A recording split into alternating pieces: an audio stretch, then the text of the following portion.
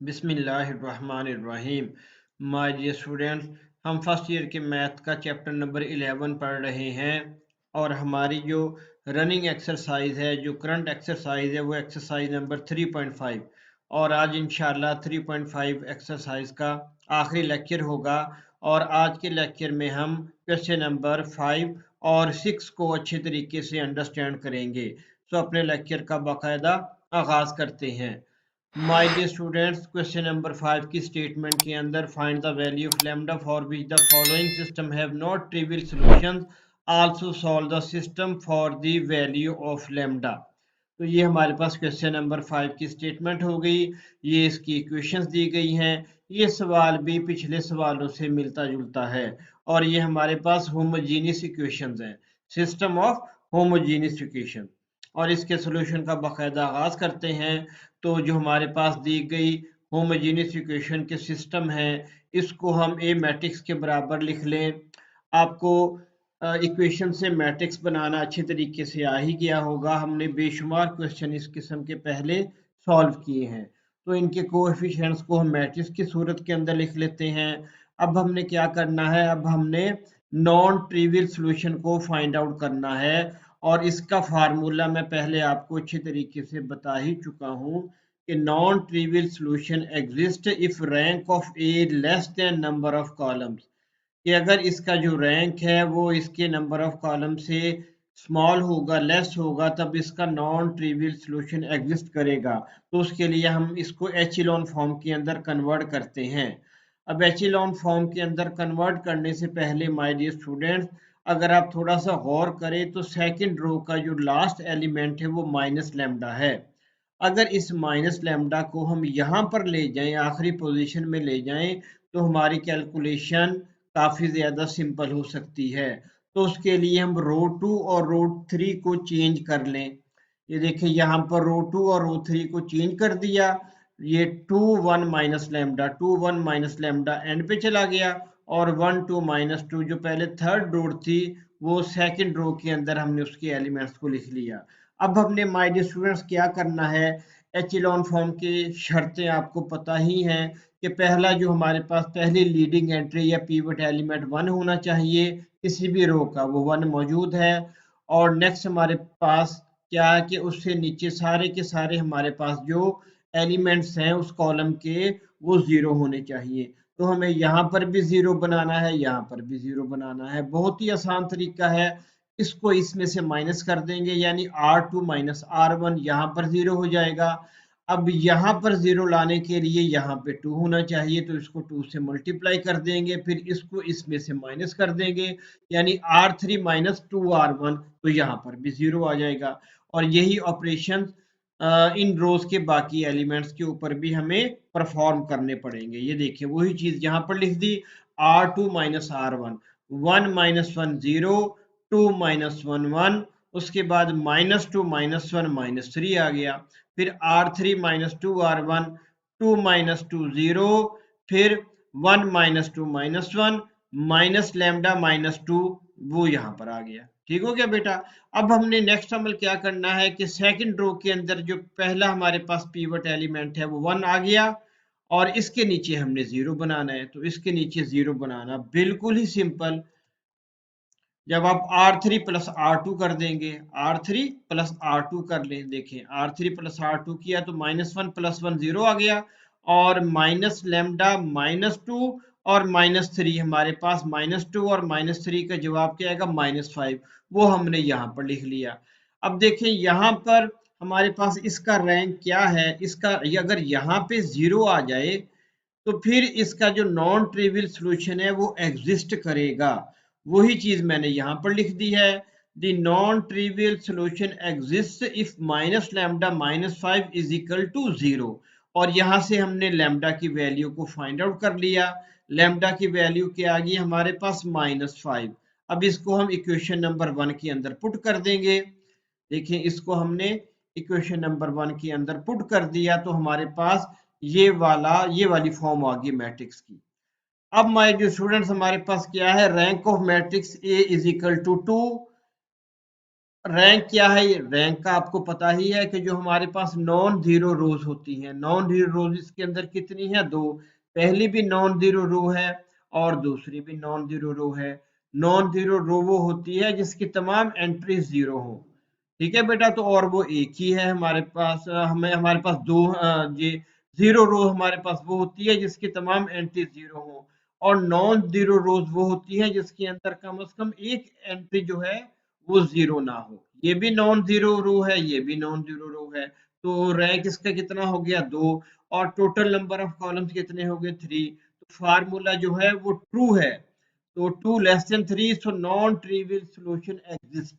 अब हमने क्या करना है, इस मैट्रिक्स को हमने इक्वेशन की सूरत के अंदर लिख देना है। यहाँ पर x plus y plus z is equal to zero. फिर यहाँ पर x जीरो है, इसको लिखें या ना लिखें कोई फर्क नहीं पड़ता। यहाँ पे लिख ले y minus three z, y minus three z is equal to zero. यहाँ से y की वैल्यू को फाइंड आउट करें, y is equal to three z. Then x plus, अब ये y की वैल्यू जो थ्री जी हमारे पास आई है इसको यहाँ पर पुट कर दें। x plus three g plus g, x plus three g plus three g, ये हमारे पास आ गया x प्लस फोर जी। और यहाँ से x की वैल्यू निकाल लें, x की वैल्यू हमारे पास आ गई माइनस फोर जी। तो x हमारे पास माइनस फोर जी और y हमारे पास आ गया थ्री जी। ठीक हो गया बेटा। अब यहाँ पर for different values of z, अब हम z की डिफरेंट वैल्यूज को अगर पुट करेंगे तो दी गई इक्वेशंस के अंदर डिफरेंट किस्म के सॉल्यूशन हमारे सामने प्रोवाइड होंगे, हमें मौजूद मिलेंगे। For different values of z we have different infinite solution, so put z is equal to t। z को एक जनरल वैल्यू के बराबर पुट कर दें और x की वैल्यू क्या आ जाएगी? Minus forty. और y की वैल्यू हमारे पास क्या आ जाएगी? Three T. और यही हमने फाइंड आउट करना था। अब हमारे स्टूडेंट्स इसके नेक्स्ट पार्ट की तरफ मूव करते हैं। बिल्कुल वही तरीकेकार है, x1 वहां पर xyz था, यहाँ पर x1 x2 x3 आ गया और ये हमारे पास इक्वेशन मौजूद। इसके सॉल्यूशन का स्टार्ट करते हैं बेटा। इसको हम मैट्रिक्स की सूरत के अंदर लिख लेते हैं, कोएफिशिएंट्स को मैट्रिक्स की सूरत के अंदर लिख लें। उसके बाद हमारे पास वही फार्मूला, नॉन ट्रिवियल सॉल्यूशन हमने मालूम करना है। Non trivial solution exist if rank of A less than number of columns. ठीक हो गया बेटा। इसको एचिलॉन फॉर्म के अंदर कन्वर्ट करें, यहाँ पर भी जीरो होना चाहिए, यहाँ पर भी जीरो होना चाहिए। टू माइनस वन यानी r two minus two r one, r two minus two r one. और यहाँ पर भी जीरो होना चाहिए, थ्री माइनस थ्री यानी r three minus three r one, r three minus three r one. यहाँ पर भी जीरो हो गया, यहाँ पर भी जीरो हो गया। उसके बाद हमारे पास आ गया वन माइनस फोर को टू से मल्टीप्लाई करेंगे eight, one minus eight minus seven, और माइनस थ्री और माइनस टू लेमडा वो हमने यहाँ पर लिख दिया। इसी तरीके से यहाँ पर भी सिंप्लीफिकेशन करने के बाद हमारे पास ये रकम जवाब में आ जाएगी। अब हमारे पास नेक्स्ट प्रोसेस हमने क्या करना है बेटा, यहाँ पर वन लेके आना है। यहाँ पर क्या लेके आना है? वन लेके आना है। तो क्या करेंगे? सिंपल, बिल्कुल सिंपल, इसको माइनस सेवन से डिवाइड कर देंगे। इसको हमने माइनस सेवन से डिवाइड कर दिया तो यहाँ पर वन आ गया। ठीक हो गया बेटा। अब हमने नेक्स्ट अमल क्या करना है कि यहाँ पर हमारे पास जीरो होना चाहिए। यहाँ पर जीरो किस तरीके से आएगा? जब इसको लैम्डा माइनस ट्वेल्व से मल्टीप्लाई करके इसमें से माइनस कर देंगे। समझ आ गई बात? ये देखिए इस तरीके से r three minus lambda minus twelve r two, यानी आर टू के साथ लैम्डा माइनस ट्वेल्व को मल्टीप्लाई करेंगे, जो जवाब आएगा r three minus that answer. Clear होगी बेटा बात? देखिए यहाँ पर इस तरीके से लैम्डा माइनस, इसको हमने चले देख ले, पहले मल्टीप्लाई कर लिया लैम्डा माइनस ट्वेल्व से, वन को लैम्डा माइनस ट्वेल्व से मल्टीप्लाई किया तो यहाँ पर लैम्डा माइनस ट्वेल्व आ गया और साथ माइनस का साइन लगाएंगे। Lambda minus twelve minus lambda plus twelve, तो दोनों रकमें आपस में कैंसिल हो जाएंगी और यहाँ पर जीरो आंसर आ जाएगा। ठीक हो गया बेटा। और ये as it is minus four minus three lambda, और हमारे पास माइनस लेमडा माइनस ट्वेल्व के साथ मल्टीप्लाई करके इसको हमने एज इट इज रख दिया, लिख दिया। ठीक है बेटा। अब देखें, अब the non trivial solution exist if -4 -3 lambda -12 into 3 + 2 lambda और 7, यानी कि ये वाला एलिमेंट है, ये अगर 0 के बराबर होगा तो नॉन ट्रिवियल सॉल्यूशन एग्जिस्ट करेगा।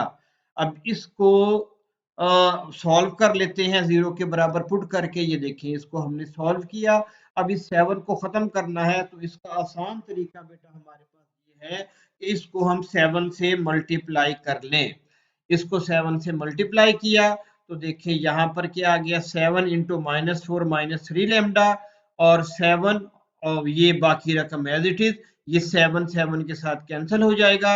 तो 7 को -4 के साथ मल्टीप्लाई किया -28, फिर 7 को 3 के साथ -3 के लैम्डा के साथ मल्टीप्लाई किया -21 लैम्डा, फिर 7 7 के साथ कैंसल, तो लैम्डा -12 3 + 2 लैम्डा। तो ये वाली रकमें हमारे पास एज इट इज आ गई। फिर माइनस लैम्डा को 3 के साथ मल्टीप्लाई किया -3 लैम्डा, फिर माइनस, और हमारे पास ये माइनस बाहर मौजूद है, -12 को 2 लैम्डा के साथ मल्टीप्लाई किया, हमारा 3 के साथ मल्टीप्लाई किया, तो हमारे पास आ गया 36 आ गया। लेकिन प्लस माइनस माइनस प्लस होकर यहाँ पे 36 आ जाएंगे। इसी तरीके से हमने मल्टीप्लिकेशन के अमल को कंप्लीट कर लिया। ये सिंपल ही है, यानी लैम्डा -12 को हमने 3 + 2 लैम्डा के साथ मल्टीप्लाई करना है। पहले इसको इसके साथ मल्टीप्लाई करेंगे, फिर इसको इसके साथ, फिर इसको इसके साथ मल्टीप्लाई करेंगे, फिर इसको इसके साथ मल्टीप्लाई किया। अब जो कॉन्स्टेंट्स हैं उनको मैंने येलो कलर के अंदर मेंशन कर दिया, -28 और +36, और जो लैम्डा वाली रकमें हैं उनको मैंने रेड कलर के अंदर मेंशन कर दिया, और लैम्डा स्क्वायर वाली एक ही रकम है उसको मैंने ग्रीन कलर के अंदर मेंशन कर दिया। अब -2 लैम्डा स्क्वायर को पहले लिख लिया, -21 लैम्डा, फिर -3 लैम्डा +24 लैम्डा को फिर लिख लिया, फिर -28 और +36 जो कॉन्स्टेंट्स है इसको एंड पे लिख लिया। अब देखिए -2 लैम्डा स्क्वायर हमारे पास वैसे ही आ गया, -21 लैम्डा और -3 लैम्डा -24 लैम्डा, -24 लैम्डा +24 लैम्डा आपस में कैंसिल हो गए, -28 +36 आंसर हमारे पास +8 आ गया। देखो क्या बेटा, अब +8 को जब इक्वल के राइट साइड पे लेके जाएंगे तो -8। अब lambda square is equal to 4, दोनों साइडों पे स्क्वायर रूट लेंगे, हमारे पास आएगा लैम्डा इज इक्वल टू +-2। अब इसके दो केसेस बन गए। पहले लैम्डा की वैल्यू 2 पुट करेंगे इक्वेशन 1 के अंदर, तो हमारे पास यहाँ पे आ जाएगा 1। अब ये 1 यहाँ पे कैसे आया इसको देख लेते हैं। देखें यहाँ पर क्या था, 3 + 2 लैम्डा, 3 + 2 लैम्डा, लैम्डा की वैल्यू को 2 पुट किया, 3 + 4/7, 7/7 1। ठीक हो गया बेटा, तो इस तरीके से यहाँ पर 1 आ गया। अब यहाँ पर 0 किस तरीके से आया, यहाँ पर ये वाली रकम एग्जिस्ट कर रही थी, ये वाली, इसके अंदर लैम्डा की वैल्यू 2 पुट करें, 2 पुट करने के बाद इसको सिंपलीफाई करें। सिंपलीफाई देखें, एक एक स्टेप मैंने यहाँ पर बेटा मेंशन कर दिया है ताकि आप बच्चों को किसी किस्म की डिफिकल्टी का सामना ना करना पड़े। उसके बाद -10 +10 आपस में कैंसिल हो गए, आंसर क्या आ गया 0, वही हमने यहाँ पर लिख दिया है। ठीक हो गया बेटा। उसके बाद इसको हमने इक्वेशन की फॉर्म के अंदर लिख लिया, x1 + 4x2 + 2x3, x1 + 4x2 + 2x3 = 0। यहाँ पर x2 + x3 = 0।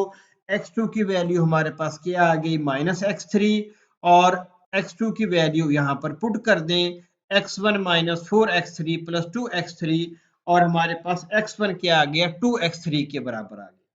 ठीक हो गया बेटा। अब यहाँ पर x3 की वैल्यू को डिफरेंट वैल्यूज के साथ हम पुट करेंगे तो हमारे पास इनफिनिट सोल्यूशन आ जाएंगे, इसलिए हमने इसको जनरल वैल्यू के बराबर पुट कर दिया, और x3 t के बराबर, x1 2t के बराबर, और x2 हमारे पास -t के बराबर आ गया। ठीक हो गया बेटा। अब ये वाला हमारे पास पहला केस सॉल्व हो गया, लैम्डा की वैल्यू 2, लेकिन लैम्डा की वैल्यू -2 भी तो एग्जिस्ट कर रही है। अब हम दूसरे केस की तरफ मूव करते हैं। Now put lambda is equal to -2, यहाँ पर -1/7 आ जाएगा और यहाँ पर 0 आ जाएगा।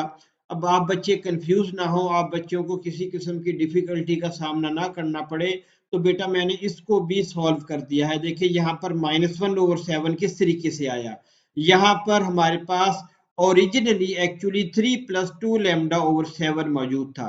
लैम्डा की वैल्यू -2 पुट की, -2 को जब 2 के साथ मल्टीप्लाई किया -4, 3 - 4 = -1/7। और यहाँ पर 0 किस तरीके से आया, ये नेक्स्ट स्लाइड पे चलते हैं बेटा, वहां पर आपको समझ आ जाएगा। ये देखें यहाँ पर हमारे पास -4 - 3 लैम्डा, यानी कि यहाँ से लेकर यहाँ तक जो रकम मौजूद है वो लास्ट एलिमेंट की रकम है। ठीक है, अब हमने यहाँ पर -2 को लैम्डा की वैल्यू को -2 पुट किया, -3 × -2 + 6, -4 + 6 आ गया, फिर माइनस वैसे आ गया फार्मूले का, लैम्डा की वैल्यू -2 हमने -2 पुट कर दी, और -12 एज इट इज, और 2 और इंटू -2 -4, 3 - 4/7। ठीक हो गया बेटा। अब -4 + 6 आंसर हमारे पास क्या आ जाएगा, 2 माइनस एज इट इज, -2 -12 -14, और 3 - 4 -1, और ओवर 7 एज इट इज आ गया।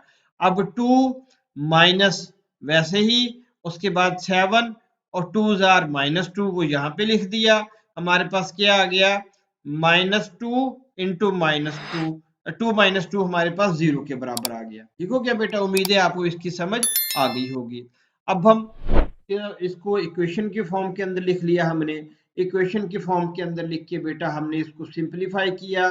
सिंपलीफाई करने के बाद बिल्कुल उसी तरीके से हमने x1 और x2 की वैल्यूज फाइंड आउट कर ली। ठीक हो गया बेटा। अच्छा, for different values of x3 वो have different infinite solution, so put x3 = t, x1 10/70 and x2 = 1/70, और यही हमने फाइंड आउट करना था। अगर आपको फिर भी बेटा किसी किस्म का प्रॉब्लम हो तो कमेंट सेक्शन के अंदर आप मुझसे डिस्कस कर सकते हैं। उसके बाद हमारे पास आ गया क्वेश्चन नंबर 6, फाइंड द, इसके दो पार्ट्स हैं। पहला पार्ट यहां से लेकर यहां तक है और दूसरा पार्ट यहां से लेकर यहां तक है। Find the value of lambda for which the following system does not possess a unique solution. हमने सबसे पहले लैम्डा की वैल्यू को फाइंड आउट करना है और फिर हमने सिस्टम को सॉल्व करना है, यानी x1 x2 और x3 की वैल्यूज को फाइंड आउट करना है। तो हम लैम्डा की वैल्यूज दो तरीकों से फाइंड आउट कर सकते हैं, और आप बच्चों की आसानी के लिए बेटा मैंने दोनों तरीके यहाँ पर मेंशन कर दिए। अब ये आप पे डिपेंड करता है कि आप किस मेथड को सिलेक्ट करते हो, चूज करते हो। तो बारी बारी पहले हम लैम्डा की वैल्यू दोनों तरीकों से फाइंड आउट करेंगे, फिर सेकंड पार्ट की तरफ मूव करेंगे। सॉल्यूशन हमारे पास आ गया इसका, इसको हमने मैट्रिक्स की सूरत में लिख दिया। अब यहाँ पर ये वाला जो फिगर हमारे पास है, does not possess a unique solution, इसका मतलब होता है ए डिटर्मिनेंट = 0। यहाँ पर मैंने फर्स्ट मेथड के जरिए पहले इसको हल करते हैं। अब देखें यहाँ पर as given system does not possess a unique solution, so a determinant = 0। अब इस मैट्रिक्स को हम डिटर्मिनेंट के अंदर कन्वर्ट कर देंगे और 0 के बराबर इसको पुट कर देंगे। अब यहाँ पर गौर करें, इसको हम एक्सपेंड करके लैम्डा की वैल्यू को फाइंड आउट कर सकते हैं, लेकिन हमारी कैलकुलेशन थोड़ी सी मुश्किल हो जाएगी, गलती के चांस हो जाएंगे। अगर हम यहाँ पर 0 ले आए तो हमारा काम काफी ज्यादा सिंपल हो जाएगा। ये देखिए यहाँ पर मैंने क्या किया है, R3 - R2 जब किया तो यहाँ पर 0 आ गया, यहाँ पर भी 1 आ गया, यहाँ पर भी 1 आ गया। देखिए कितना सिंपल हमारा काम हो गया। अब इसको एक्सपेंड कर लें R3 के जरिए, R3 की मदद से आप इसको एक्सपेंड कर लें। 1 एज इट इज आ गया, ये वाला कॉलम कैंसिल, ये वाली रो कैंसिल, 4 को -2 के साथ मल्टीप्लाई किया -8, फिर माइनस फार्मूले का 1 को लैम्डा के साथ मल्टीप्लाई किया -लैम्डा, फिर माइनस फार्मूले का 1 एज इट इज, ये कॉलम कैंसिल, ये रो कैंसिल, 1 को -2 के साथ मल्टीप्लाई किया -2, फिर माइनस फार्मूले का 2 को लैम्डा के साथ मल्टीप्लाई किया -2 लैम्डा। उसके बाद बेटा इसको सिंपलीफाई कर लें और देखिए लैम्डा हमारे पास 6 आ गया। ये पहला तरीका है। ठीक है, अब दूसरा तरीका भी देख लेते हैं। ये देखिए बिल्कुल वही क्वेश्चन नंबर 6 सेकंड पार्ट, और हमारे पास जो क्वेश्चन नंबर 6 का ये फर्स्ट पार्ट ही है बेटा, ठीक है। यहाँ पर फर्स्ट पार्ट कर लें आप इसे, ये पहला पार्ट ही है इसका, यहाँ पर मैंने मेंशन कर दिया, ठीक है बेटा।